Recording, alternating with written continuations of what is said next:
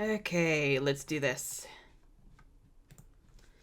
Oh boy. When Volume 6 came out, I was utterly engrossed in Blake's storyline. To me, I was seeing a victim of abuse reclaim her power, standing her ground against a man who had taken it away from her after years of manipulation and cruelty. Given Weiss was a victim of parental abuse, it felt only right for me that the show would also explore romantic abuse via Blake's character. So when Adam was killed, to me, it was watching someone who had taken joy in objectifying another person finally get his comeuppance. And to see Blake crying afterwards, that felt authentic to how victims of abuse often are conflicted with how they view the person who hurt them. Blake never wanted it to come to this. Part of her would probably always care about Adam and love him, but in this moment, crying was the only thing she could do. But that's fine, right? I mean, Ghira's leading a new White Fang movement in Mistral since, Sienna, the actual person fighting for faunus equality, was unfortunately murdered by Adam. And now with the group headed to Atlas, the most racist of all the kingdoms,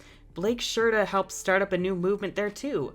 We get to see her finally become a leader of a peaceful resistance alongside human allies, one of which being Human Woman as her partner, proving that coexistence between humans and faunus is entirely possible, not to mention great for LGBT rep. But then, Volume 7 came out, and I waited for Blake to talk about how faunus are treated here, and I waited for the White Fang to show up, and I waited for them to take down Jacques for his racism and exploitation of faunus labor, and I waited for a Bumblebee confession, or a kiss, or anything, and I waited for Team RWBY to stand with Blake against the oppression of the faunus, not taking the movement from her, but backing her up. And none of it ever came.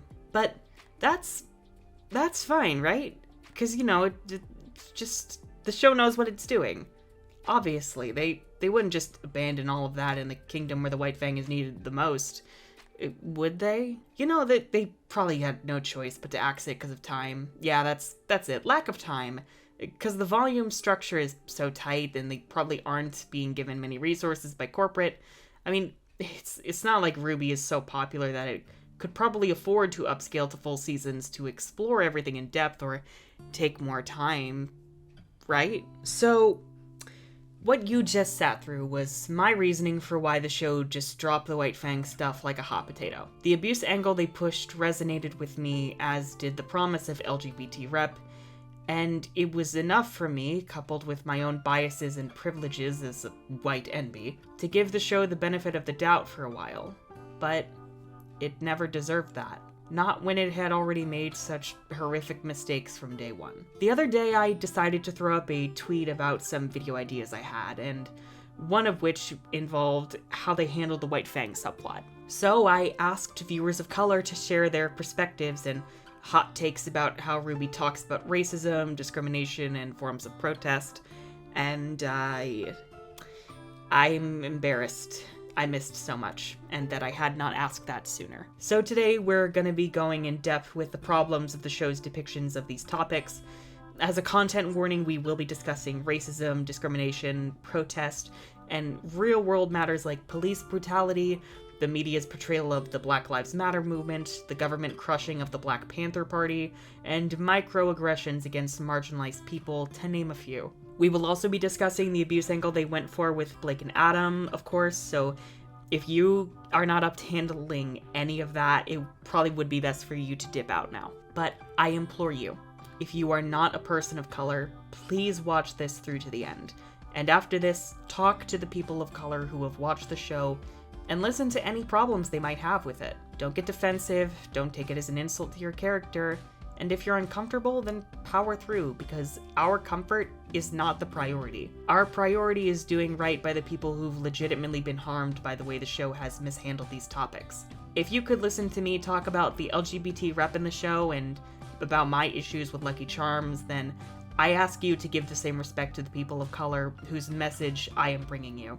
It's also important to remember that the viewers of color of the show all have differing opinions because, they're not a monolith. Some may not have as many problems with the show, others may be furious at it, others may not have any problems at all, but that doesn't erase the reality of these issues. And before I continue, I also want to apologize to viewers of color for not seeing any of this for so long. I clinged to the idea of Blake's storyline and allowed my privileges to blind me to the point I wasn't even aware of how bad the problems were, even just beyond the faunus. I promise to do better, and I hope this video does right by you. And if you have any suggestions, or I mess something up, or I misspeak, please do not hesitate to hold my feet to the fire either in the comments or on social media. If I'm going to be using my platform to voice these issues, then they need to be accurate to what you've all said and how you feel about this, and I cannot hold back or sugarcoat things for my own comfort. Okay, so without further ado, let's talk about the very real problems with how RWBY talks about race and racism, starting where it all arguably begins: the depiction of the White Fang and its real-world inspirations.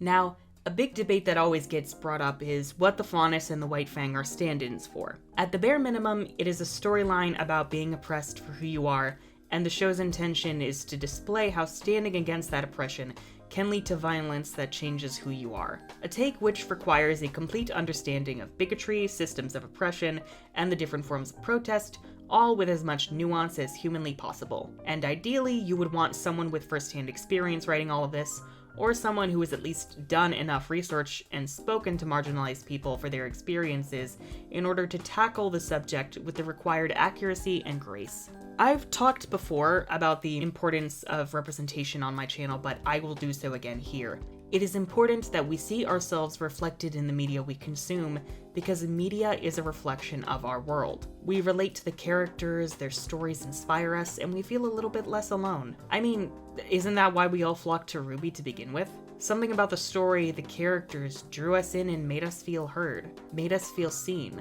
while others felt a bit harmed or misunderstood. And that is because representation affects us unconsciously whether we like it to or not. It can either reinforce or challenge the ideas that we hold. That's why it's important for people of color, LGBT people, disabled and neurodivergent people, and so on to see themselves represented accurately and well in media, because it reminds them that they are normal, that they belong just like anyone else, and that white, straight, cisgender, and able-bodied people are not the default. Side note, for anyone who might not know, cisgender just means someone who identifies as the gender they were assigned at birth. Basically, if you're not trans, you're cis, and that's just the term. I don't mean it insultingly, I'm just, you know. Likewise, it can also help people who don't know anyone personally who is a person of color, LGBT, or so on, to see that they are normal just like they are. It helps to normalize these people's existences so that, ideally, when the person of the majority culture encounters these underrepresented groups in the real world, they will view them as familiar rather than foreign. So when a story endeavors to tell a story about oppression, of course it's going to resemble histories of oppression from our own world, or at least it's guaranteed to make people think of real-world examples. And if you are not careful, you could wind up reinforcing very harmful ideas to both people looking to see themselves and people who don't know much about what you're representing. I mean, this was the thesis of my Lucky Charms video, after all. Many have likened the faunus and White Fang storylines to the history of racism in America, namely in regards to slavery of African Americans, the Civil Rights Movement, and the Black Panther Party. However, others seem to have likened the White Fang to the IRA, the Irish Republican Army, a group which fought for Irish independence from Great Britain, a group which was known for its overly aggressive tactics verging on terrorism along with rife corruption. Now, what strikes me is how different these two comparisons are, namely the differences between American racism and European racism, and how while the former can apply to the faunus of Remnant, the latter doesn't quite work. European racism is more akin to xenophobia, as it is largely about your country of origin, where you're from, your national identity. In the States, meanwhile, racism is more steeped in colorism, the color of one's skin that is outwardly obvious. The faunus all have one animal trait, most of which are outwardly apparent for the world to see. The only ones who don't are Ilya and, for a time, Blake when she wears her bow, both of which are parallel to passing, which entails a person of color skin being light enough for them to be able to pass as white. Likewise, Faunus do not have a specified country of origin nor a national identity. Menagerie was created after the Great War, and it is not where they are all from. Faunus were presumably found all over the world historically, just as they are now. The hate directed towards them is not about where they are from, nor their national identity, but rather who they are. Furthermore, while many claim that the Irish were subjected to slavery in the States back during the 1600s and 1700s, they in actuality were just indentured servants. Their subjugation was tied to debt, not the intrinsic qualities of who they were. It did not pass down to their children, and they did not experience even a fraction of the dehumanization Black people did as slaves. And eventually, the Irish were assimilated into the idea of whiteness. People of color to this day are excluded from that. Interestingly enough, stories about the Irish being enslaved and treated worse than Black people in America historically are actually perpetuated among white supremacists. I'll have a couple videos linked down below and up in the cards for you to check out, but suffice to say, what the Irish went through sucked, but to even try to compare it to what Black people and people of color have suffered through is not only inaccurate, but downright careless and even malicious at times. So the Faunus and the hatred that they experience are far more akin to what Black people and people of color have faced historically in the States, not what the Irish went through. As such, wouldn't it make more sense to focus on movements and organizations that Black people have experienced? And moving on to the organization aspect, the White Fang being compared to the IRA just seems like a complete misunderstanding. The IRA was not focused on fighting oppression, they were focused on establishing sovereignty. And fighting for sovereignty versus defending yourself against bigotry are two very different things. See, while the White Fang's terrorist-style actions and corruption as an organization may appear more similar to the IRA's history, that does not jive with the fact that the Faunus themselves parallel people of color in the States. The motivations and the actions just do not line up. It creates a powerful dissonance that makes the IRA comparison rather inappropriate. Like, why are you writing about Black people having their own IRA rather than a civil rights movement? The Faunus want equal rights, not sovereignty. Even if this was intentional, which I personally don't, intention is irrelevant. Racism towards Black people in the States is far more prevalent in American culture and more at the forefront of the public's minds than old prejudices towards the Irish, especially in this hellfire year of 2020. So it seems strange to me that a story made by Americans, especially ones living in the progressive haven of Austin deep in Republican red Texas, would randomly decide to make their story about fighting oppression resemble the Irish Republican Army and also Irish immigration in the States, two very separate things, more than the civil rights movement. At the very least, it reads as incredibly tone-deaf. You have to be aware of how all people will interpret your work. So, if the Faunus were once kept as slaves by humans, are discriminated against for who they are, and are fighting oppression all across Remnant for their rights, of course people are going to automatically read them as parallel to people of color, especially viewers of color. So with that out of the way, let's discuss precisely why the storylines surrounding the Faunus and White Fang, despite having more in common with Black people's experiences fighting racism and systemic oppression in America, kinda fails at understanding those struggles really badly.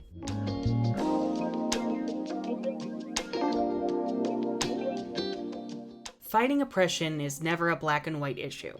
There is no one right way to stand up to your oppressors because, at the end of the day, they hold all of the power. And if you are pushed to the edges of society and you are given no peaceful method of demanding your rights, what else is left but violence? Depicting the White Fang as a group that lost its way because it became too violent is an incredibly misguided attempt at moral grayness, not to mention inaccurate to the actual history of racism in America. I mean, Blake describing the White Fang's history to Sun is also a baffling choice, given, Sun is a Faunus, so why wouldn't he know all about this, given he has to deal with anti-Faunus prejudice on the daily too, and literally just dealt with it the moment he arrived? But it's also the least of our worries right now. Beyond that, when Blake describes the White Fang vandalizing businesses, refusing to serve them, and targeting companies that exploit Faunus for cheap labor, she frames it in a way that's suggesting the real evil was not the oppression itself, but rather the White Fang's reaction to it.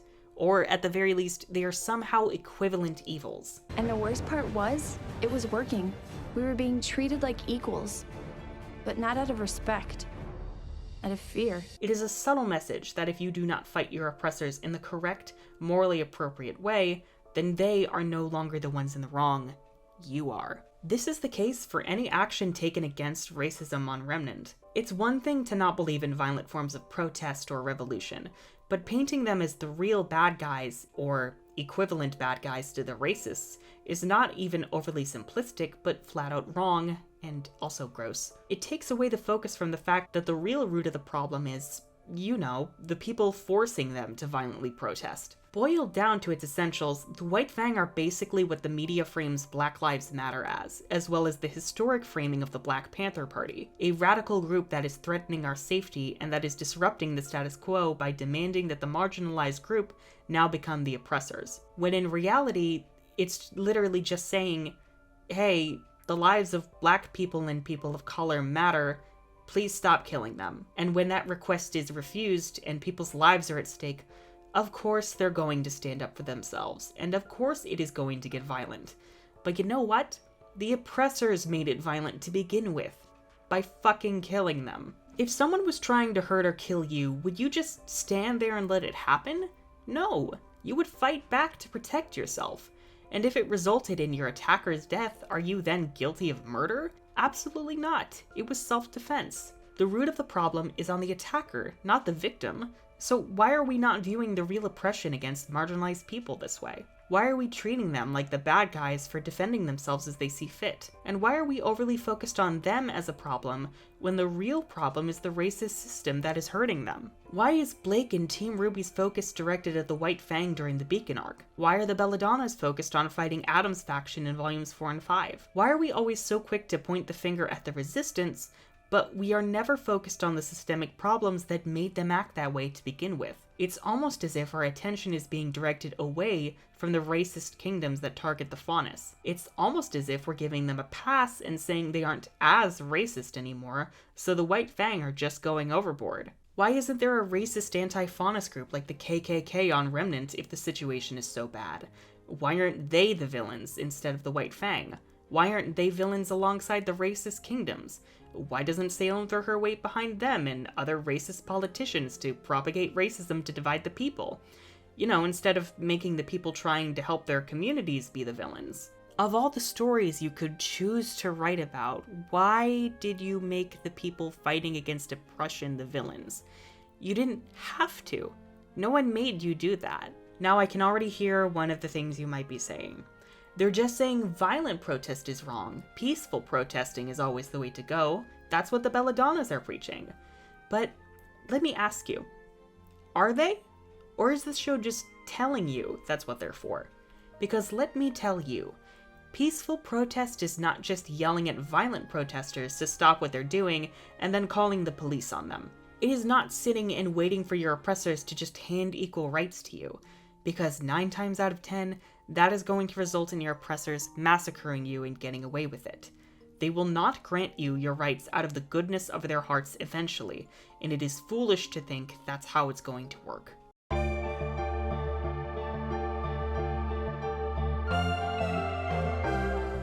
There are so many different ways to non-violently protest if you so choose. Boycotts, sit-ins, marches, all ways to disrupt an unjust system while not directly bringing harm. However, that often means that your oppressors are free to hurt you. When successful peaceful protest can show the public how wrong the current system is, the oppressor's cruelty is on full display. But it can also come with a high price, oftentimes many innocent lives, and it's never guaranteed to turn the tides of public opinion. Whether you choose to partake in violent or non-violent protest is not this morally black and white question of, do I do what's right or wrong?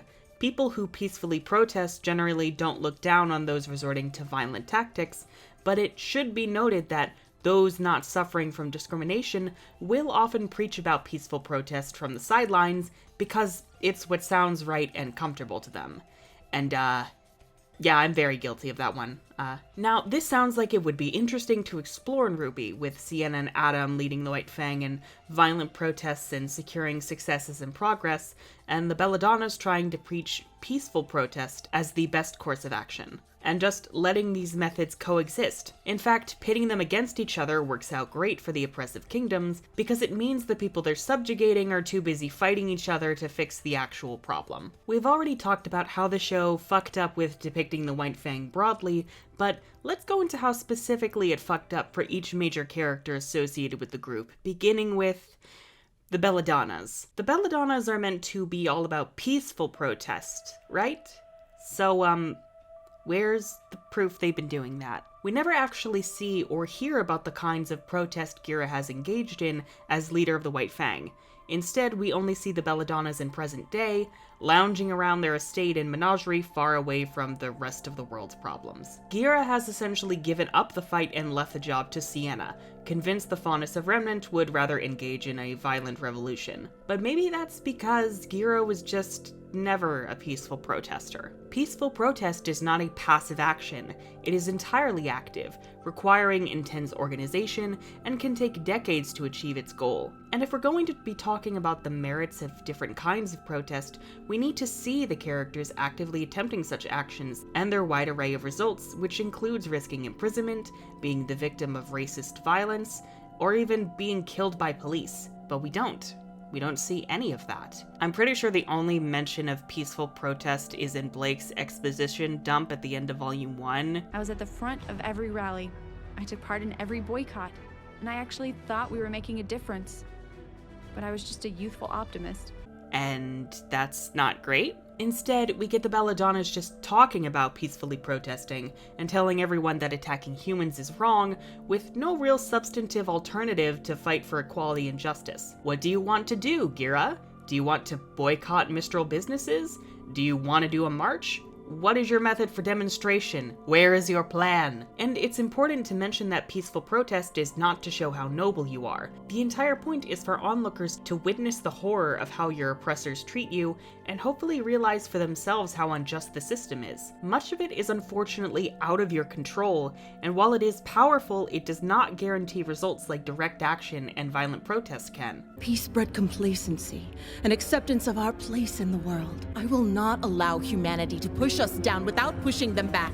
And as for the comparison people make between Sienna and Adam's factions and the Black Panther Party, it is a total misunderstanding of what the Black Panthers' purpose was. Their goal was to defend Black communities from racist attacks, including by police officers who would specifically target people of color. The reason the panther was chosen as the symbol was because panthers will not attack unless their aggressor continually provokes them. We use the Black Panther as our symbol because of the nature of a panther. The panther doesn't strike anyone, but when he's assailed upon, that he'll back up first. But if the aggressor continues, then he'll strike out. So to see that represented in the show with both Adam and Sienna depicted as not only violent aggressors, but terrorists is abysmal. The terrorist angle is often one that the media and white people instill from their perspective of groups like the Black Panthers, when really these movements are all about self-defense, and our attention should be on the oppressors that are driving these groups to turn to violence to defend themselves and their communities. Sienna and Adam, as displayed in the show, target institutions that are never shown oppressing Faunus.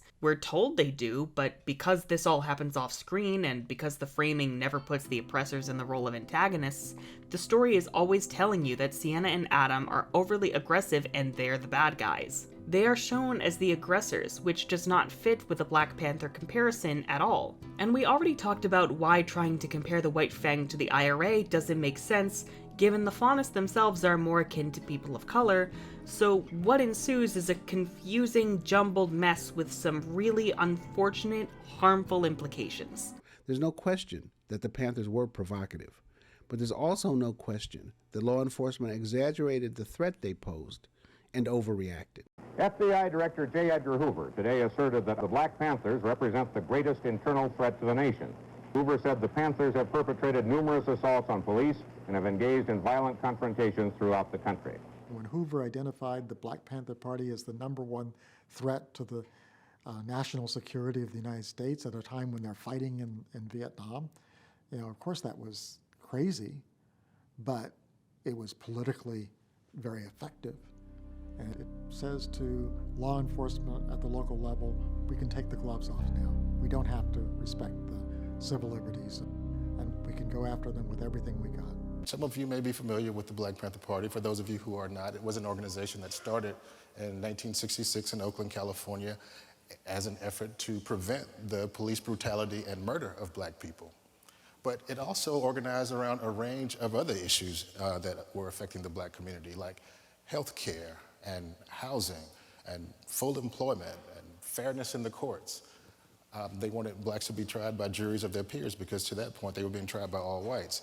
Well, while they were organizing around these issues, the press was vilifying them and demonizing them and telling lies about them. The Panthers would find out what the problems were in their communities and attempt to solve them. For example, they realized that children weren't learning in school, and they weren't learning because they were hungry. So they decided to feed the children. They were going to feed them before school, so they created these free breakfast programs. And the way they created these programs was to go to the grocery stores in their communities, ask the grocery store owners if they would donate milk and bread and eggs and meat and cereal, other things people eat for breakfast. And these store owners said yes, and they donated these items. And all over the country, in every city where there was a chapter of the Black Panther Party, and there was about 40, there was a free breakfast program. So it's not likely that these white business owners would donate to the Black Panther Party if they were actually racist. Another thing they did in the community to serve the people was they created free health clinics. And again, they went around and found out there were a range of health problems that needed to be attended to. Black people were rather poor, so they couldn't afford to go to doctors, couldn't afford to go to hospitals. So the Panthers went to hospitals and medical schools and asked the doctors and medical students whether they would come to the black community and deal with some of these medical issues. And overwhelmingly, they said yes. So again, all over the country in cities wherever the Black Panther Party set up chapters, there were these free health clinics. To make matters worse, Sienna, the closest thing that this show has to an accurate depiction of violent resistance, which is still completely inaccurate, is murdered in her debut scene, turned on by her own organization for... I'm not even sure what. Was she not violent enough for them? I do not want to start a war with the humans that we cannot win. That's where you're wrong. As far as we know, she's the one who's been getting actual results as leader of the White Fang through violence. Gira even claims that while he may not condone her methods, he condones her end goal of achieving justice. But Sienna's ideology, which isn't even as close to accurate in regards to real-world violent self-defense, is brushed over as quickly as she is. Tossed aside as Adam and the rest of the White Fang are made into... faunus supremacists? We're better than humans. Humans shouldn't just fear the faunus. They should serve the faunus. Oh god, are we literally going with the idea that marginalized people want to be the new oppressors? We're going with the batshit racist idea that white supremacists and the media have used against the Black Panthers and are using against the Black Lives Matter movement in the present day? Guys, no, stop, no, don't do this, no. I've had enough of this conversation for tonight. Like, when Malcolm X talked about black people deserving their own country away from the oppression of white people, he wasn't talking about subjugating the white people. He literally meant leaving and starting their own country free of racism elsewhere. Essentially, he meant for them to create their own menagerie, which is made worse by the show because menagerie there was a dangerous, tiny island given to the faunus by the racist kingdoms. So, like, what accuracy is this? Oh no, menagerie is probably where identitarians would put people of... Oh no! We'll talk about Adam as a character in a little while, but with Sienna gone, the only avenues advocating for violent protest and self-defense we have left are him, Ilya, and the Albanes. And as we've made clear, the show no like violent protests because violence is wrong. Because the show thinks that groups like the Black Panthers were actively aggressive rather than self-defensive. Adam is basically just an abusive homicidal maniac now who doesn't care about his cause anymore, which... Oh god, I want to punch past me. The Albanes. What the fuck are you... What is their ideology? What is it? Are we sure he is the one to lead us? For now. There's this weird framing around them suggesting they have cult tendencies, but it's like, why? What does this add? What is their goal? How is it different from Adam or Sienna's? And then after building Corsic up as the more devout one who believes in the cause with a righteous fury, whatever that cause is, you have Fennec throw himself into the jaws of death to kill Gira. That, did you guys think this through at all? Like, at all. Okay, Albane's gone, Sienna gone. Now we're kind of just down to Ilya. Is the only one left genuinely believing in violent protest. This show's version of violent protest. And she has entirely righteous reasons for doing so. But they just have Blake invalidate her reasoning for her actions and have Ilya struggle with murdering fellow Faunus who aren't for violent resistance. And you think killing me is really for the greater good? No, but getting rid of your family is. What? Since when do violent protesters attack? Since when do violent protesters actively target other members of their marginalized group for not being violent enough? This isn't a thing. This is not a thing that happened. And then Ilya is redeemed because she just gave up and accepted the Belladonna method of doing nothing. That's probably one of the biggest issues here, aside from painting all violent protest as inherently wrong and aggressive. Because the Belladonnas fail as an example of peaceful protest, all of their actions read as telling the people actually fighting for equality to stop. And the narrative supports them at every turn. Sienna, dead. Adam, dead. Albane's, one in jail, the other dead. Ilya, only good because she gave up the cause. And whenever people say Blake comes from a place of privilege, they don't mean that she's never faced hardship or that any abuse she felt is invalid. Not at all. Everyone has certain forms of privilege in one way or another. Like me. I'm gay and non-binary, but I'm white, and I grew up middle class. It was dismissing those privileges that caused me to fuck up as much as I did when dismissing the issues of race in RWBY in the first place, and made me feel uncomfortable facing those privileges. Blake comes from a family that seems to be rather well off compared to the rest of the Faunus. Yeah, they're not the heads of a kingdom, but they do have political power in their own sphere, both as the leaders of Menagerie and the former leaders of the White Fang. They were able to leave the cause and live relatively nice lives on Menagerie, far away from the rest of the world. A luxury most Faunus on Remnant do not have, and I'm willing to bet a lot of Faunus would kill for the political influence and power that Gira still holds. On top of that, Blake has two loving parents who accepted her back with open arms. And yes, that is wonderful, and I love that too. It's nice to see happy, accepting parents in media welcoming back their daughter who's just been through the ringer. But that also is its own form of privilege that others don't enjoy. Adam and Ilya do not have families that they can fall back on if they ever wanted to leave the White Fang like Blake did. The White Fang is their family. So having Blake tell Ilya off about her parents is just so insensitive and wrong. I'm honestly shocked Ilya didn't retort, "At least you had parents to run away to." All of this supports this disturbing message that if you want to achieve equality, you have to roll over and ask your oppressors nicely. The Belladonnas even call the fucking cops on the White Fang in Volume 5. More police are on their way, Adam. The cops of a kingdom known for allowing businesses to discriminate against Faunus, and a kingdom that once thrived from using Faunus as slave labor. Do we even need to talk about how utterly fucked this is, especially in 2020? And don't even get me started on the fact that the headmaster here is a Faunus and a person of color who's working with the bad guys and then just dies at the end of the volume. Also, fuck past me for saying thank God they called the cops. And also, fuck the police. Go watch Carlos Mazza's video on the subject, it's great. Not to mention that Blake's speech in True Colors has aged even more poorly. Humans didn't do this. We did this. Faunus. We did this to ourselves. Flashback. Sorry, Dad.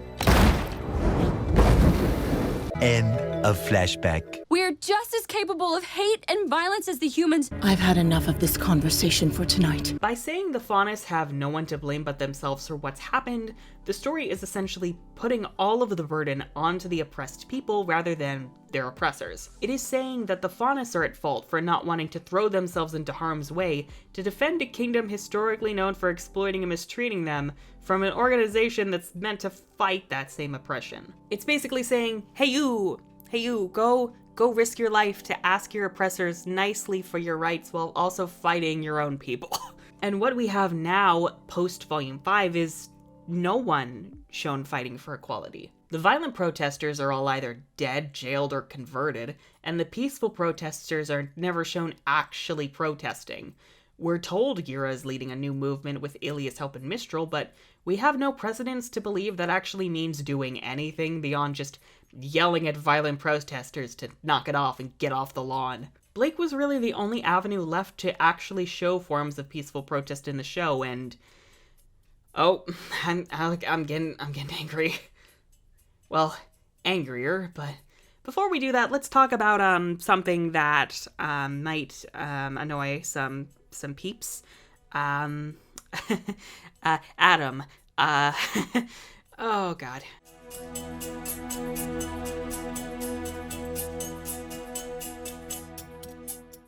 I touched on it earlier, but I'm just gonna share why I defended the Adam plot in Volume 6 for so long. I no longer have nor support this reading, so viewers of color, feel free to skip ahead to this time where I say I'm wrong to save yourselves from my stupid. As I mentioned, the idea of Blake as a survivor of abuse really resonated with me. I was blind to the real depth of the problems surrounding the White Fang and the Faunus from Volume 1, and as such, those aspects never even appeared on my radar. Instead, I was focused on the minority of people throwing legitimate homophobic slurs at LGBT fans for liking Bumblebee, calling it pandering. I painted basically anyone who spoke out against what they did as those kinds of people because that's what I saw. Of course, as a non-binary gay, LGBT representation is important to me, but I failed to look at the situation from an intersectional perspective, largely due to my whiteness. I failed to take into account the very real problems this storyline added onto the mess that was RWBY's attempt at an allegory for racism, or actually, I don't know how you could not intend this to be that, because, wow. And if the story of Blake as an abuse survivor resonated with you like it did with me, we're not bad people for enjoying that in isolation. You are valid in seeing a little bit of yourself in Blake, but we are guilty of erasing and ignoring the problems people of color have had with this for a long while now. A lot of people of color really latched on to Adam and saw themselves in him. I recently made up with my friend Maxwell on Twitter, at least I hope I can still call him a friend, and he explained to me how, at the time of Volume 6's finale, he felt at odds between calling out racism he has to deal with as a black man, and also being demanded to support the LGBT rep Bumblebee promised unquestionably as a bisexual, with no room in the middle. And I cannot even imagine what dealing with that is like. And I ignored him. Not even seeing the issues of racism, I invalidated and ignored him until recently, and for that, I'm sorry, Maxwell. You have every right to be angry at me for what I've said and done. Maxwell actually did an interview with Fat Man Falling discussing these issues in depth a while back, and I highly encourage, no matter what you may think of Fat Man Falling, to go watch it and hear all about this from someone who has experienced racism firsthand. Links will be in the description, in the cards, and in the pinned comment down below. The issue with trying to hammer home this idea of Adam as this abuser with no redeeming qualities is that it overlooks the problems of race in the show. With Sienna Khan murdered and the Albanes being a mess and Ilya being converted to Blake's method of doing nothing, Adam was really the only avenue left for violent resistance to make a legitimate stand. I mean, not even just violent resistance, just doing anything to fight racism. This could have been a battle of ideologies between violent and non-violent protest, with Adam advocating for violence and Blake proposing peace. One which acknowledges that both of these people are victims, and yes, Adam may have abused Blake, but to ignore Adam as a legitimate enemy of oppressive racist systems, they themselves that are abusive and can create abuse, to ignore all of that entirely is dangerous and callous, to say the least. Instead, Blake, a girl who came from privilege, who's never been shown actively fighting against oppression, but rather running from it, is fighting against a man she left behind because his methods of fighting for justice grew too violent for her liking. What could have been a nuanced battle of beliefs is essentially bleached. All aspects of fighting oppression and racism carelessly scrubbed away, with the only person left still actively fighting for equality turned into a shell of what viewers of color saw him as, told he was an irredeemable monster, and then killed. And that is how many people of color viewed Volume 6's finale. They weren't trying to be abuse apologists.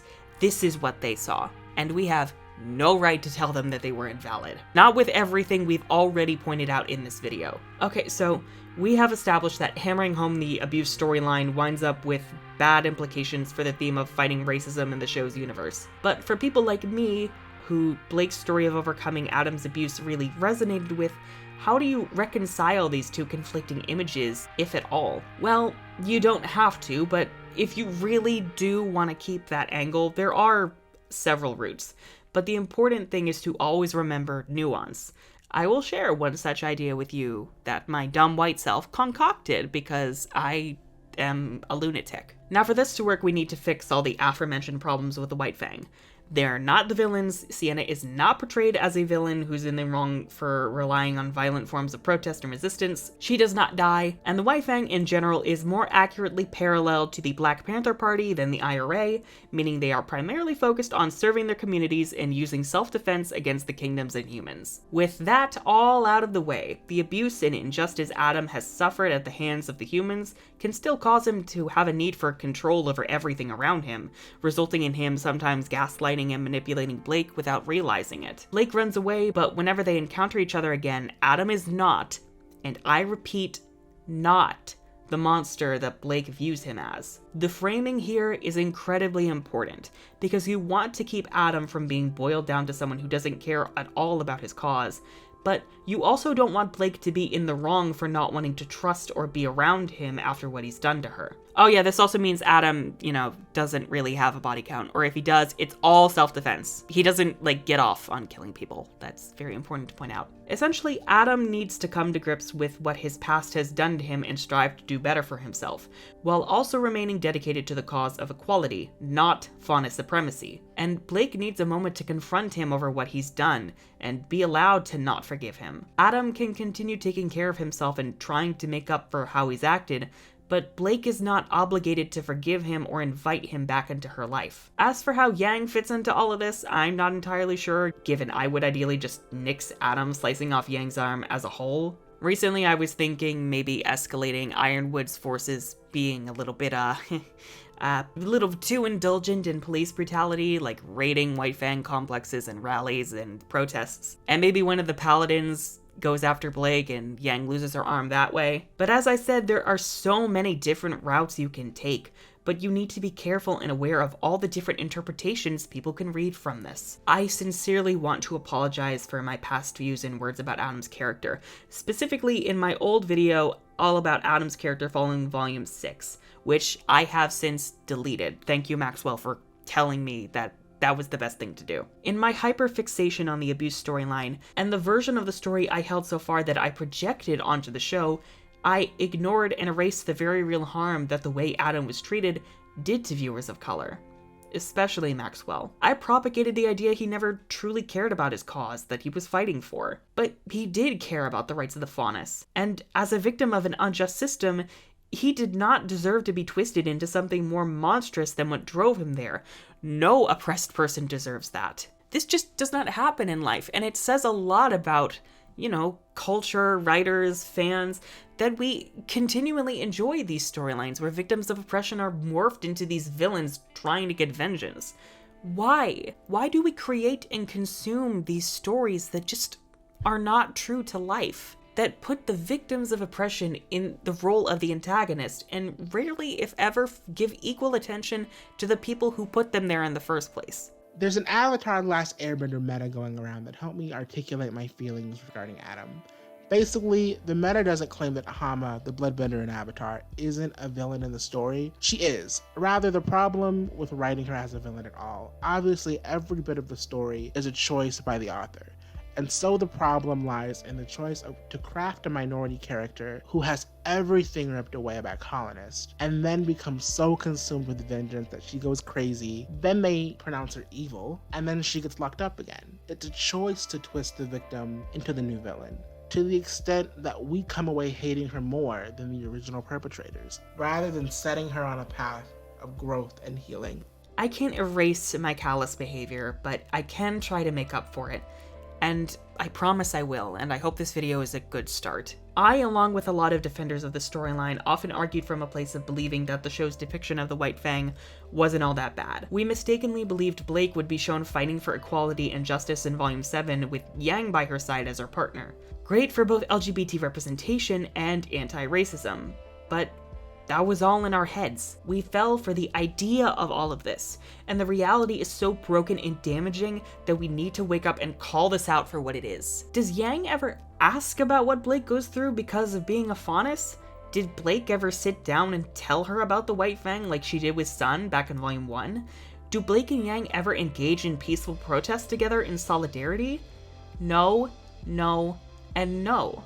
So then, what is the point of all of this? If it's all just vague references and suggestions rather than actual conversations? And why did we go so hard for a pairing that still hasn't even kissed? Why are we okay with scraps? When shows like She-Ra and The Owl House have gone ham with explicit LGBT representation, with over-the-top blushing, hand-holding, and kissing between same-sex partners. When One Day at a Time is flat-out having whole conversations about PTSD, coming out as gay, your family not being fully accepting, and even having non-binary characters. Why have we given RWBY so many passes for vaguely having LGBT things here and there, but never outright explicitly committing to them? RWBY never had the issue of a network or a production company telling them what they could and could not do like these other shows did. Yet, it's taken so long for Bumblebee to get the bare minimum in terms of romantic coding, when they could have had an explicit conversation about a romance from day one. This isn't to disparage Bumblebee or the idea of it or fans of Bumblebee. I'm saying we deserve better. We shouldn't have to go looking for these vague suggestions to fulfill ourselves. We deserve Bumblebee to be a real option on the table that is actively talked about by the characters and shown with kissing or hand-holding or conversations about, being romantic. My fellow gays, we are settling for scraps when we are deserving of a goddamn banquet. A gay banquet. A gay anti-racist banquet. All of this could have worked. You can keep the abuse angle for Blake. You can keep Bumblebee. You can even keep Adam as an antagonist. You just need nuance. You need the White Fang to not be villains. You need Sienna to not be a villain and to live. You need Gira and the Belladonnas, including Blake, actively engaging in protests. You need Blake's friends standing with her. You need a nuanced Adam who earnestly believes in his cause. You need examples of both violent and non-violent resistance that are accurate and not depicted as wrong. But we have none of that.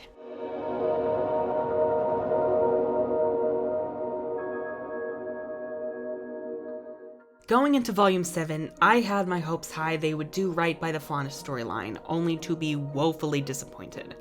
And this time, we're not playing with kid gloves. So let's talk about how Volume 7 fucked all of this up. Starting with the fact the White Fang just does not exist anymore. The White Fang is an international organization that is meant to have branches all over the world.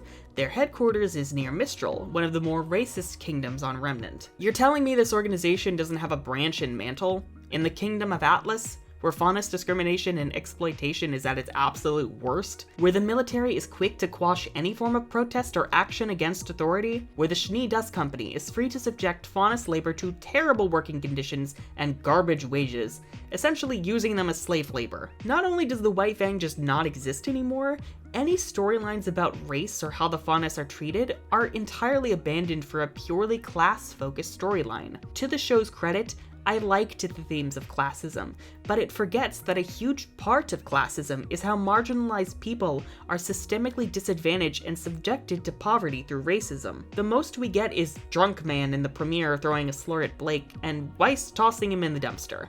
And then nothing else. Aside from that weird conversation in Chapter 3, like, what? Why are we just, okay. Does Blake actively step in to help the Faunus? Is Robin shown engaging in marches or rallies for Faunus rights? Do we see boycotts of anti-Faunus businesses in Atlas or Mantle? Nope. None of that. What could have been a volume to see Blake step up as a leader and take charge for equal rights had her going to a nightclub in Atlas. If they wanted to explore Blake leaving the cause because no one person is obligated to partake in these causes, they should have shown her actively struggling with that choice. Have Blake talk about how she believes in equal rights for the faunus and wants to support and encourage peaceful protests, but can't really bring herself to because of what she's been through, or any other reason. Have her grapple with these issues, have her make an on-screen choice, so that way it seems justified for her to not be thinking about it all the time, instead of just forgetting about it like the show winds up doing. Blake's honestly just a bad mouthpiece for this entire story. She's a bad vehicle for this entire subplot. She wrapped up her ears for a whole year, knowing that she didn't want to deal with the consequences of being a faunus in a human academy. She didn't want the dirty looks, or the racism, or the anger, or the resentment, so like Ilya did initially, she hid. She hid and let Velvet and Sun be victims of racism, because arguing that someone else doesn't deserve to be called dirty names was easier than arguing about herself. But Blake doesn't get to come down from her ivory tower, a giant mega mansion on an island where space is a commodity, and tell people who've been orphaned from dust mine collapses, who've had friends and family be lynched by angry mobs, who've actually experienced the worst that racism has to offer, that their anger is wrong. She doesn't get to use her privilege to silence those that don't have any. And Robin, meanwhile, is purely focused on issues of class against Ironwood, and she's a human to boot. Wonderful. It's not like she could have been a fox faunus as an additional Robin Hood reference or anything, allowing her to be a high-ranking White Fang member here. And when Jacques becomes a major antagonist, it is not for the horrible business practices he's had before the series even began. No one even talks about that. It's not his treatment of faunus labor that gets addressed. No, it's the fact he stole the election. Jacques name must be tried, not only for treason, but as an accessory to murder. On a platform that weirdly does not seem to rely on anti-faunus prejudice despite the fact he is coded as a right-wing businessman and low-key Trump. And who takes him down? Not teamwork between Blake and Weiss, but just Weiss.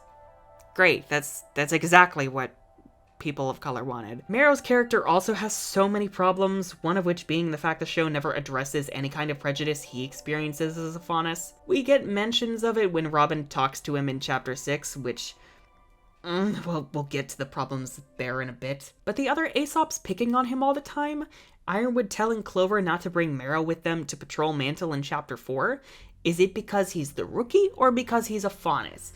Because the show never makes it explicitly clear either way, so the show gets to coast on making you think they're talking about this topic, when really they're just dancing around it while not only saying nothing, but inadvertently saying really harmful things about marginalized people and the issues that they deal with on a daily basis.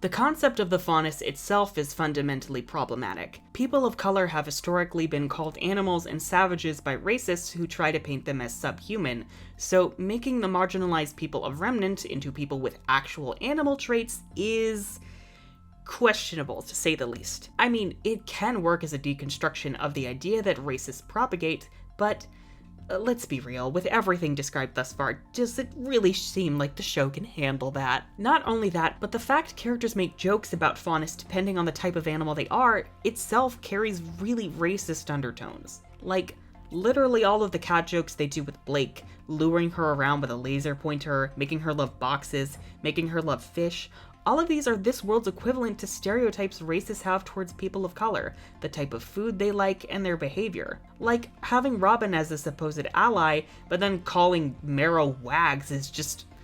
that's like referring to a black person by using the N-word, fundamentally. And God, I feel gross for not seeing this and finding any of this funny ever. And beyond just failing at portraying resistance towards systemic racism, the show fails at portraying actual racism as well.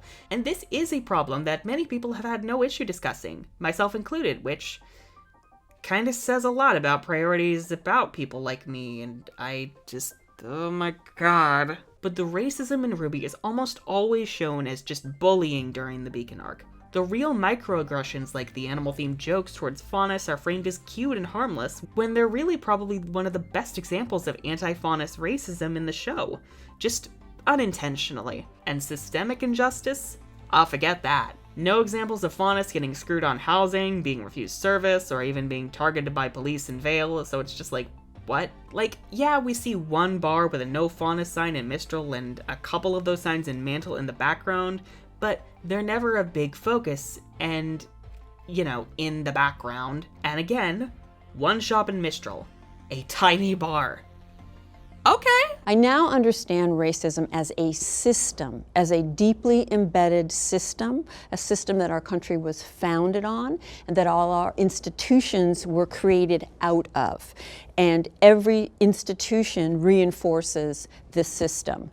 And it's a system of unequal power. So let me give you an example. Women in the United States got the right to vote in 1920. And there was only one possible way that we could have gotten the right to vote, and that was for men to give it to us, because we literally were not sitting in the seats of institutional power. We could not give ourselves the right to vote. That doesn't mean that we couldn't have personal power, but we didn't have institutional power. And that's the difference between a system and individual acts. Post-civil rights, it became bad to be racist, right? It became unacceptable to be racist. And that seems like a positive thing, right? Racism's bad. But unfortunately, what it morphed into is to make it impossible for white people to look at racism, because what we hear is, I would have to be a bad person in order to perpetuate racism. It became a moral issue. And if you need an example that proves that the kingdoms would indeed be hostile towards a more peaceful, self-defensive White Fang, I highly suggest that full TED Talk by Curtis Austin I showed earlier. But to drive the point home, I'm gonna let him take the stage and share what the US government and police did to the Black Panther Party, because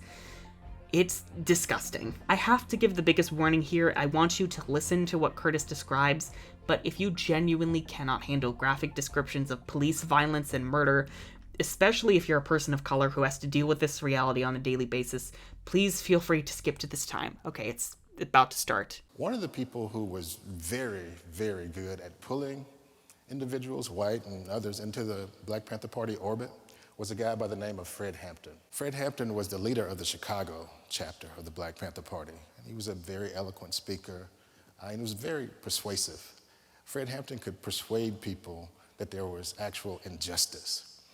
And more importantly than that, he could persuade people that they should do something to combat that injustice. So in addition to going to these hospitals and grocery stores and getting the things they needed for their programs, Fred Hampton also worked with other groups and organizations who were Latino, Asian, Native American, even large groups of poor whites who had moved up from the South or into Chicago from Appalachia.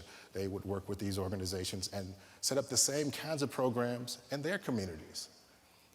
And they were very successful at this, but the government didn't like what they were doing. So in addition to vilifying and discrediting them in the press, it began to arrest its members, and in very extreme cases, to kill its members. And that's exactly what happened to Fred Hampton. On December 4th, 1969, the Chicago Police Department, the Illinois State's Attorney's Office, burst into Fred Hampton's apartment at 4:30 in the morning while he and everybody else in there were asleep, and just began spraying the place with bullets. Wounded several people. There was a person guarding the door named Mark Clark. They shot him straight through the heart, and he died immediately. They make their way through the house to Fred Hampton's bedroom, find him there. He's asleep because he's been drugged, but he's asleep next to his girlfriend, who's 8.5 months pregnant. And they grab Fred Hampton by his hair and shoot him in the back of the head at point-blank range twice, killing him instantly. That's the end of Fred Hampton. So we have to ask ourselves, what is it about this organization that prompts such an irrational, over-the-top, and extreme response? That 40 years after the organization has died, a lowly professor like myself can be stopped in an airport, detained for hours, questioned, then labeled a felon for simply writing a book about the organization? Why does Fred Hampton have to pay with his life for simply organizing around issues that there's nothing wrong with feeding kids and taking care of sick people. There's nothing wrong with not wanting to be killed by the police. So we have to ask ourselves, what is it about this organization? And I'll tell you, the thing about this organization is that it was actually anti-racist. And it made a point to work with all people, whether it was upper and middle class whites, lower class whites, Asians, Latinos, Native Americans, anybody who wanted to help solve these problems. This organization was willing to work with them. And that was a problem. If this interracial organization was not effective, people would not have been so dead set against it. So it wasn't just Fred Hampton who had to pay. It wasn't just me who had to pay with being labeled a felon. Weiss being the only one to routinely take stands against racism is also not a great idea. Yeah, we've all been standing her for being anti-racist now, but that's an incredibly low bar to be standing someone for. And as we've made clear, Blake has no visible interest in any kind of protest against oppression, so are we just supposed to rely on the people of the majority culture to protect us and do nothing on our own? They're called allies, my friend, not stand-ins. Not to mention, the fact that Weiss is the one to routinely take stands against racism is a huge problem compounded by the fact that Blake and her family never peacefully protest. Any moments Blake could be getting to take a stand and become a leader are stolen by Weiss. A victim of oppression has her time to shine, snatched by a former oppressor who made a quick turnaround off screen. Does that not sound fucked up? Because it kind of is. Like, if I got a chance to write off a homophobe or a transphobe, but then a straight or cis person came in and did the job for me, a straight or cis person who used to harbor those horrible feelings towards me, and then I was asked to give that person a medal for no longer being a garbage person. That's what Blake's essentially dealing with here. Any chance for her to actually step up and become active gets snatched away by Weiss before we even realize it. Not to mention, Weiss' act of violence against Drunk Man is also a problem, because quite frankly, Weiss can get away with this action because of her privilege. She never had to talk to police about what she didn't even get a threat of arrest, but if Blake or any other faunus even thought of doing the same, oh god, there would be hell to pay, cause that's how shit works in real life. On top of that, Blake believes in non-violence, right? So why is she okay with Weiss using violence here? Why doesn't Blake chew Weiss out for her actions, not even bothering to ask Blake how she felt, or think through her actions beforehand? Especially given that there was no threat of physical violence. He never tried attacking or harassing Blake, so this is not at all self-defense. It also says a lot that we're more interested in the story of a racist becoming anti-racist than we are with the person who had to be dealing with the racism all along. You guys are seeing the problem here too, right? And don't get defensive. I was like this too. I'm still deconditioning myself because I feel like as members of the majority culture who never have to deal with this stuff, and then suddenly we have this awakening, we relate more to Weiss when our focus should be on the story of the person who is trying to take a stand against the oppression that they're facing. In this case, Blake. Admittedly though, I actually really enjoyed Ilya's storyline of being able to pass as human. Many people of color have light enough skin to pass as white, so whether they realize it or not, or even whether they like it or not, they carry many privileges from the concept of whiteness that other people of color don't. Seeing that well represented by Ilya's backstory of being sent to an elite school and even adopting some of the anti-faunus prejudices of her classmates felt, well, I can't say authentic because I myself am authentic Wonder Bread, but I at least really found it to be an interesting parallel that kind of further connects the faunus to real-world people of color. But to go back to the issues that the show has with the faunus as a whole, Maxwell described to me what it was like having to explain to his mother what the faunus plot is like, and mentioning the fact that they have animal traits was probably one of the most awkward experiences he's ever gone through. People of color, again, have historically been referred to as animals to dehumanize them, and so racists could reinforce this idea that they're subhuman. Maxwell's mother actually grew up in the 1960s during the Civil Rights Movement. She experienced having to sit on the back of the bus in Houston, Texas. So for her to see her experience dealing with racism on a day-to-day basis, actually likened to by the show to people with animal traits, it feels tone deaf, to put it lightly. On top of that, the idea that people of color are having to watch a show that gets their story so wrong, all with a privileged white woman as their primary spokesperson, all creates a powerful dissonance that makes it impossible to take any of this seriously. Well, seriously for the people of color whose story this actually is. Us white people are just blind to this, which is horrible, because people of color should be the ones to get a judgment call on whether a story about oppression similar to what they've faced is accurate. I'm just a dumb messenger who's trying to validate what they're saying to a wider audience with my platform, because apparently my whiteness makes me more trustworthy? Jesus, I'm gonna plug some smaller black creators at the end of this video that you can listen to who actually understand these things, but go subscribe to Maxwell right now because he deserves the platform way more than I do right now, to be quite frank. Then there's the issue of colorism. Yes, Remnant's issue of racism is towards faunus, not people of color, but if we are going to make this an allegory for our world's racism, why would you not make the faunus all people of color? Hell, at least make most of the major faunus players people of color. Like, why are the Belladonnas white? Why do they have to be white? Especially considering that most of Remnant's continents fall along the equator and Menagerie seems to have a tropical climate. Wouldn't it make sense for most people to have dark skin anyway? And the Belladonnas specifically being white adds a lot of problems into them telling Ilya and Sienna, women of color, that their methods of protest are wrong. And also the Albanes being people of color who are cultists. No. And Gira and Kali even have Indian names, so why are they white as heck?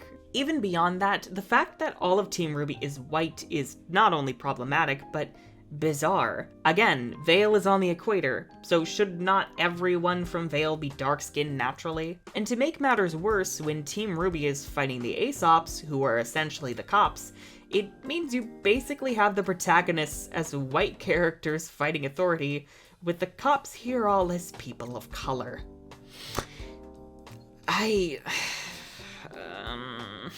And now, as you've noticed, we're starting to move into RWBY's problem with depicting people of color in general, beyond just the faunus allegory. Sienna, Ilya, and the Albanes, all people of color, and all villains who die, go to jail, or get redeemed by the white-as-hell Belladonnas. There's also an issue where characters are not voiced by actors who match their backgrounds, which is pivotal for accurate representation. Some argue that in voice acting it does not matter, and I used to share that viewpoint, but it is wrong. When depicting characters of color, the least you could do is have them be portrayed by people with their background. Especially because voice actors of color often find themselves struggling to get roles that white actors are able to get rather easily. Historically, white voice actors generally did the voices for cartoon characters of all races. Cree has thrived in a space that has often overlooked people who look like her. I mean, let's face it, I do the voices of all the brown girls, all the animated brown girls.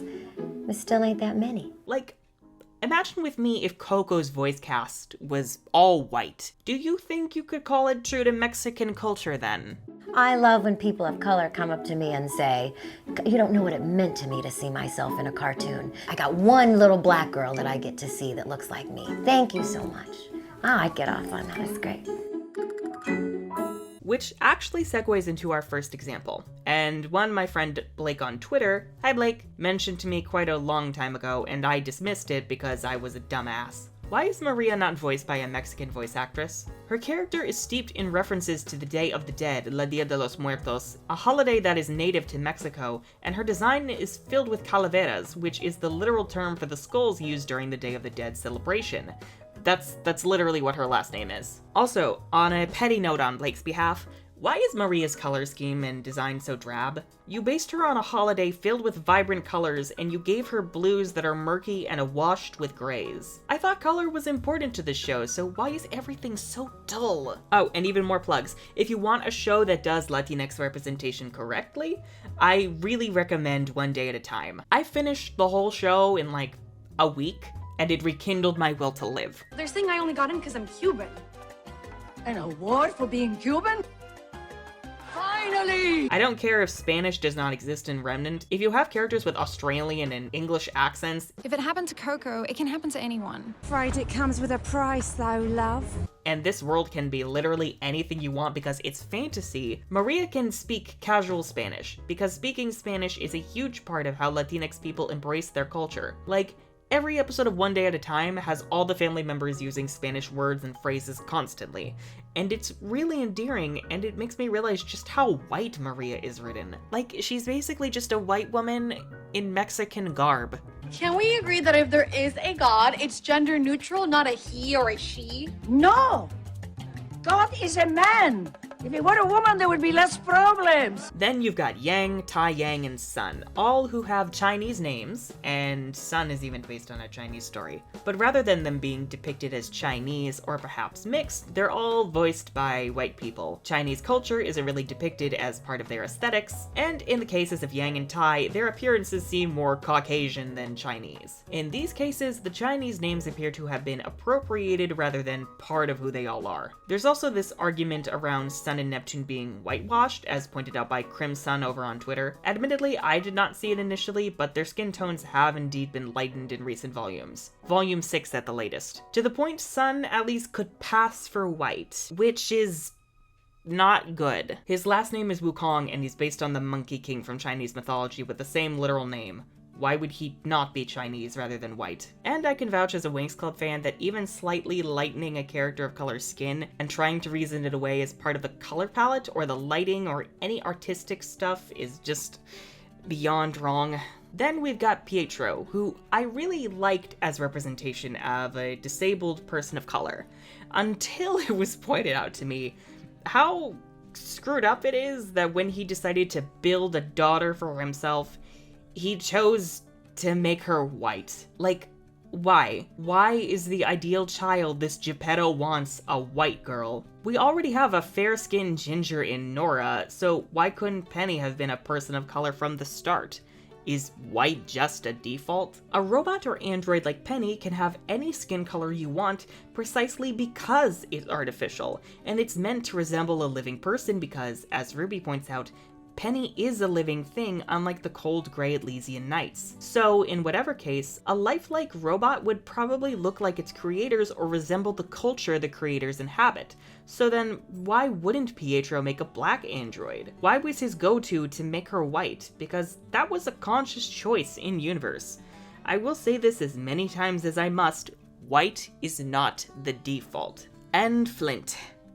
Oh god, Flint. There's no way to get around this. The entire idea of his character is rooted in racism. For starters, he's based on a meme from the Achievement Hunters Minecraft Let's Play, where jokes were made about a character being named Flint Cole, and how because of his name, he would have to be black. So let's make him a black character whose last name is Cole. That'd be a cool name, Flint Cole. You'd have to be black, though, right? I don't think so. You're racist. You think, oh, that's not racist. You can't have a white guy named Flint Cole. Why not? It just doesn't work out that way. Why not? You're anti-white. Yeah, you're right. I hate you whiteys. Kill me. There's also the fact that they made him a jazz player and made that his big visual motif. That only compounds the issue by basically making his whole character thus far nothing but stereotypes. But to go even further than that and give him this backstory where his father's business was run into the ground by the Schnees, when historically, black-owned businesses have actually been crushed like that by larger white businesses. It doesn't even jive with Remnant's version of racism because Flint isn't a Faunus, yet Flint's righteous anger at Weiss and what she represents is all gone because Weiss pushed him into a tiny volcano during a fight to save a teammate. That was a gutsy move, Schnee. I dig it. That's what? I've had enough of this conversation for tonight. There have also been issues raised around Sage and Fox being token black characters who have, no personality in the main content. Supplemental content is not enough. Ran and Yatsuhashi being problematic depictions of Asian people based in stereotypes, as well as Ironwood being low-key Chinese-coded and having even been slightly based on Monty's appearance, and his voice actor even supporting the idea of him being mixed, which is a big issue given he's pretty much always been a cold-hearted dictator. But I think I've made the case. RWBY not only has problems with the White Fang storyline, but it seems to have fundamental issues with depicting people of color in general.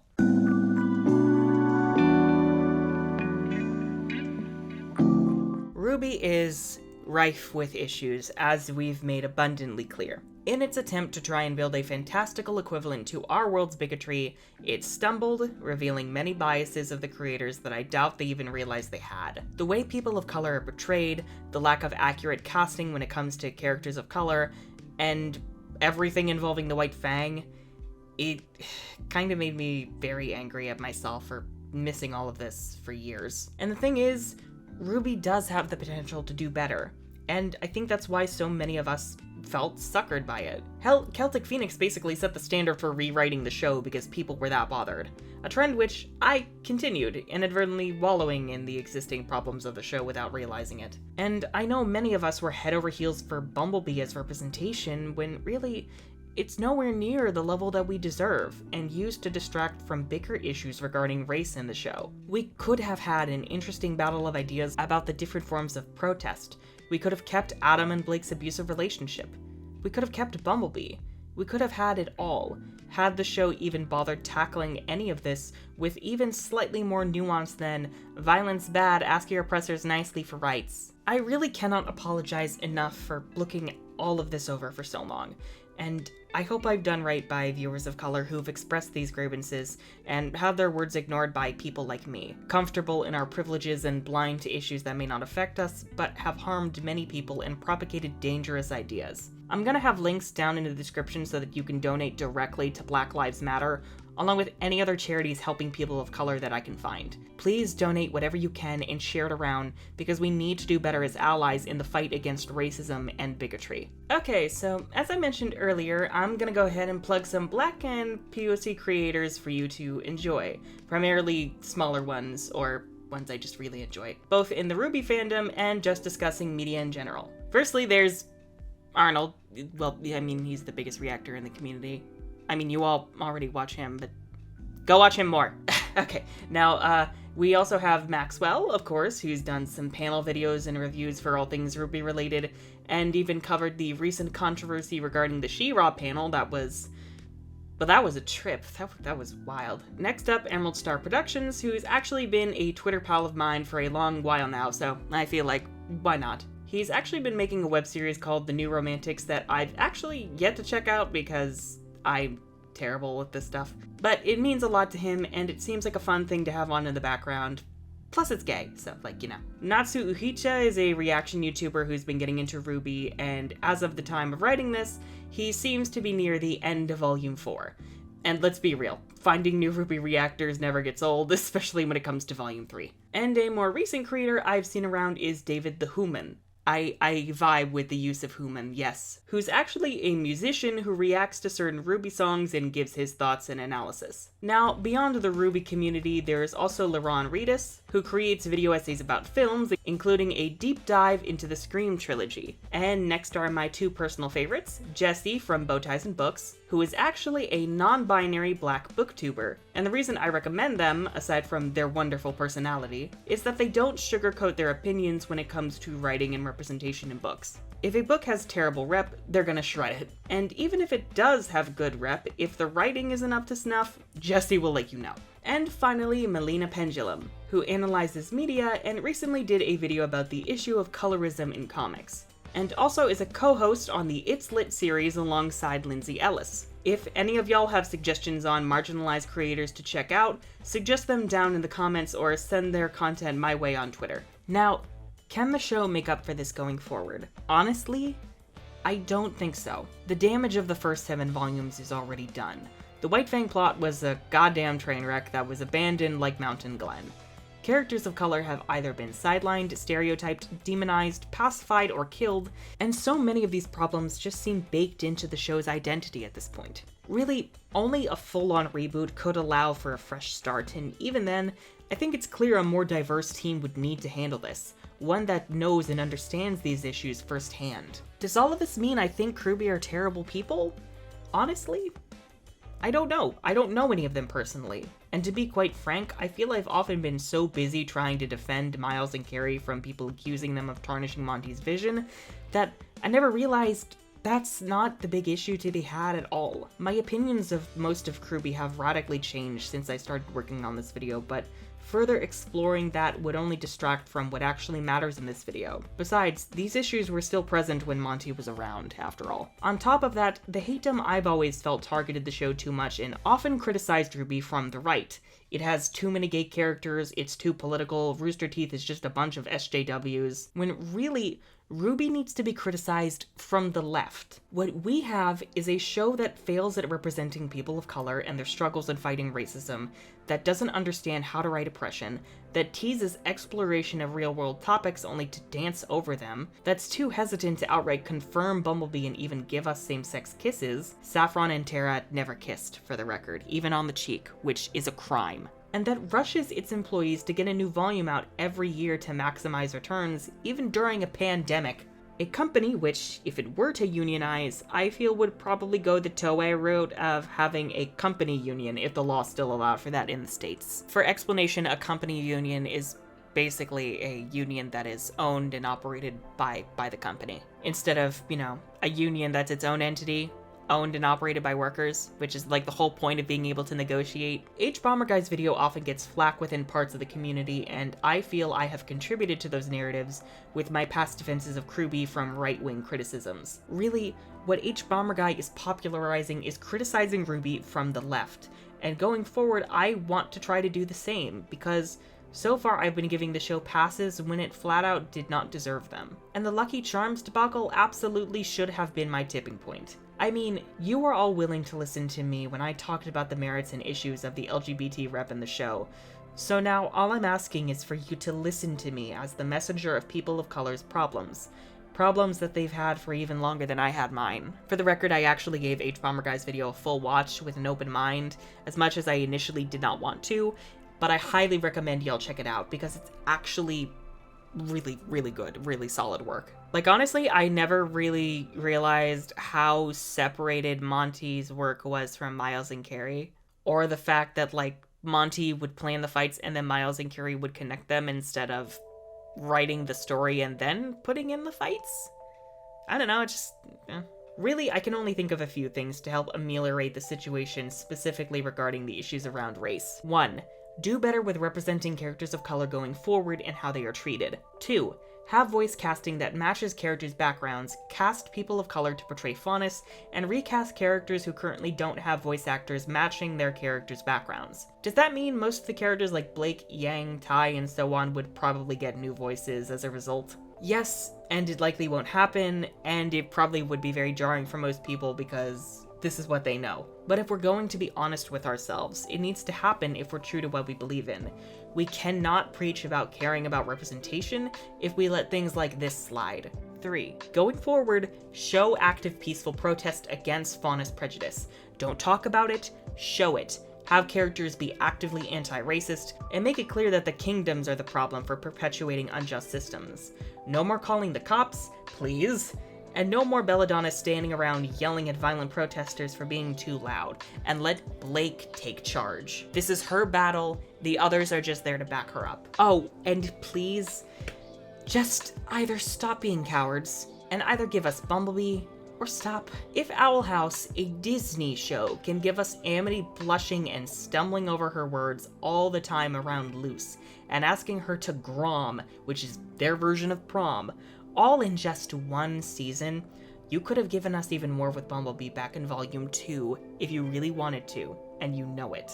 I am not gonna be satisfied anymore with vague glances and no conversations about them as a couple or being romantically interested in each other. Either give me the explicit rep that we all deserve, or I don't care anymore. And if it does happen in Volume 8, yeah, I will be excited. I will be bitter it took that long, but I will enjoy it. Now, can we still enjoy the show despite all of its problems? Yes, of course we can. All media is flawed precisely because it's made by flawed people. And in some cases, media carries the problematic behaviors and prejudices of its creators, whether conscious or unconscious. You can enjoy whatever you enjoy so long as you acknowledge the real problems it may cause to marginalized people and are willing to be open to discussions on why it's harmful. So long as the creators or authors or whoever is benefiting are not actively propagating bigoted ideas like JK turf rolling over here, then you're probably good. Oh, also, don't buy Harry Potter, don't support Harry Potter. Just don't. How in the hell did an author who wrote about bigotry and said bigotry was the quality in people she hated most turn out to be a bigot? You are not a bad person for continuing to enjoy RWBY, but rather, you should probably step back and ask yourself why you haven't seen these problems like I hadn't. Because for me, it was always because of the privileges that come with being white. And more importantly, you should always defer to marginalized people when they say that something in a piece of media you enjoy has hurt them, because they were the ones who got hurt, meaning they likely understand the problem better than you do. But I ask everyone to please listen to marginalized people when they tell you something hurts them. Don't get defensive, don't silence them, don't ignore them. Listen, as difficult as it may be, because we cannot claim to care about social justice and representation if we're going to turn a blind eye to literally all of this. And again, I am so sorry for overlooking all of this for so long. I promise to do better going forward, and if I fuck up, please do not be afraid to call me out. So, that was a doozy, but it needed to be said. Thank you to everyone who gave me their feedback over on Twitter. If anyone has anything more to add, feel free to do so in the comments. I am utterly exhausted after this, so I'm just going to ask that if you enjoyed this, then subscribe, ring that bell for notifications, and consider supporting the channel over on Patreon. And moreover than all of that, please donate to Black Lives Matter. Oh god, please. Anyways, I'm the Unicorn of War, and God. Just listen to marginalized people. Just listen to them, please. If this has taught me anything, it's that people who have not experienced oppression probably shouldn't write about it.